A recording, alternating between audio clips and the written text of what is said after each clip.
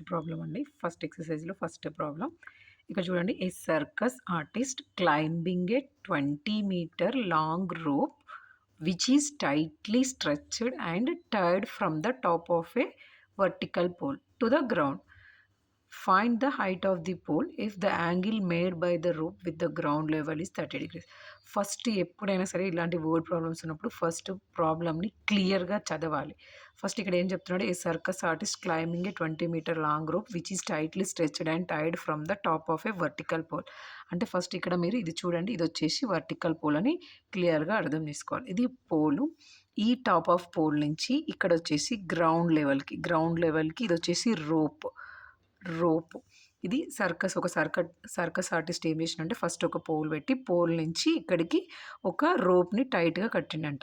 అయితే ఈ రోపు ఈ గ్రౌండ్ లైన్ తోటి అంటే హారిజాంటల్ లైన్ తోటి గ్రౌండ్తోని 30 డిగ్రీస్ యాంగిల్తోని కట్టాను అని చెప్తున్నాడు క్లియర్గా. అయితే ఇక్కడ 30 డిగ్రీస్ యాంగిల్తోని ఈ రోప్ని కట్టినప్పుడు ఈ రోప్ లెంత్ ఇచ్చాడు, ఈ పోల్ లెంత్ని ఫైండ్ అవుట్ చేయమంటున్నాడు. అంటే ఇక్కడ పోల్ హైట్ని ఫైండ్ అవుట్ చేయమంటున్నాడు. ఇక్కడ మీకేముంది, ఇక్కడ గ్రౌండ్ లెవెల్ ఉంది, ఇక్కడ వచ్చేసి రోప్ ఉంది, ఇక్కడ వచ్చేసి ఇది. ఇప్పుడు ఇదేంటి, మనము హెడ్ అప్ చేసి చూస్తున్నాం కాబట్టి ఇక్కడ ఏం ఫామ్ అయింది, యాంగిల్ ఆఫ్ ఎలివేషన్. ఫస్ట్ ఏ ప్రాబ్లంలో అయినా అది angle of elevation, angle of depression అనేది ఫస్ట్ క్లియర్గా కన్ఫర్మ్ చేసుకోవాలి. ఇక్కడ వచ్చేసి యాంగిల్ ఆఫ్ ఎలివేషన్. ఫస్ట్ వచ్చేసి ఈ ప్రాబ్లంలో మనకి ఏమేమి ఇచ్చాడంటే ఇక్కడ AB is equal to pole height. Next AC is equal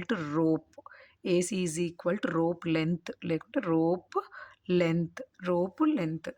next ఇక్కడ మనం ఏం చేయాలి అంటే ఇప్పుడు మనకి ఏమేమి యాంగిల్స్ ఉన్నాయి, ఇప్పుడు ఇక్కడ సి దగ్గర యాంగిల్ని తీసుకుంటే 30 డిగ్రీస్ ఉంటే దీన్ని సైన్ టీటా లాగా రాయాలా, లేదంటే కాస్ టీటా లాగా రాయాలా, టాన్ టీటా రాయాలా అనేది మీరు అబ్జర్వ్ చేయాలి. ఇక్కడ మనకి హైపోటెన్యూస్ ఉంది అంటే కంపల్సరీ ఐదర్ సైన్ కానీ కాస్ కానీ రాయాలి. టాన్ రావడానికంటే ఆపోజిట్ ఉండాలి, అడ్జసెంట్ ఉండాలి. ఇక్కడ ఓన్లీ మనకి హైపోటెన్యూస్ ఉంది కాబట్టి ఇక్కడ క్వశ్చన్ చేసింది ఆపోజిట్ సైడ్, అంటే ఈ ఆపోజిట్కి హైపోటెన్యూస్కి రిలేషన్లో ఉన్నది ఏంటిది, సైన్ టీటా. ఫస్ట్ వచ్చేసరికి సైన్ టీటా చూడండి, sine theta is equal to opposite side by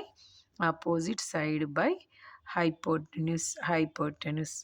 ఇక్కడ చూడండి సైన్ టీటా, ఇక్కడ మనకు ఆల్రెడీ వాడు టీటా 30 డిగ్రీస్ ఇచ్చాడు. మనం అప్పుడు ఏం చేయాలి, sine 30 degrees is equal to opposite side వచ్చేసి ఏంటండి ఏబి.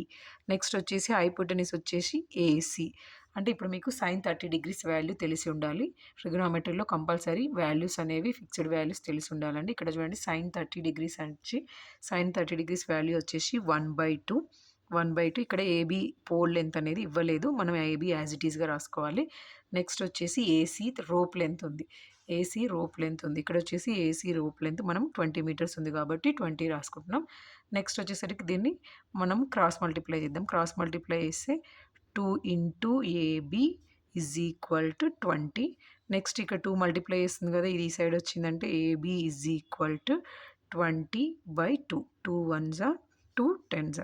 నెక్స్ట్ ఫైనల్గా ఇక్కడ ఏమొచ్చిందండి, AB is equal to 10 meters. అంటే ఇక్కడ రోప్ మీటర్స్లో ఉంది కాబట్టి ఇది కూడా మీటర్స్. అంటే ఇప్పుడు పోల్ లెంత్ మనకి ఏమొచ్చింది 10 మీటర్స్. ఈ 10 మీటర్స్ వచ్చేసి పోల్ హైట్ లేదంటే పోల్ లెంత్, ఇది ఆన్సర్.